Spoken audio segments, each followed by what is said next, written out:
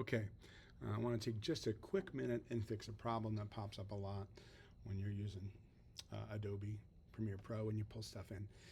The first thing you bring in will set the parameters, set your frame size, set all that.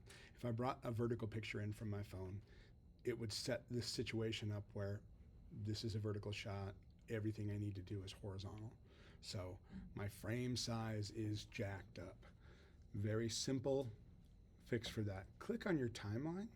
If you don't click on your timeline, this next thing won't be available. Scroll up to the menu bar, click on sequence, go to sequence settings.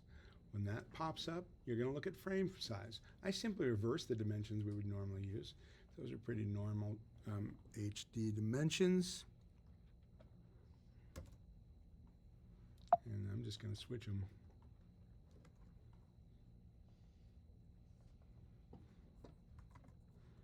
Back.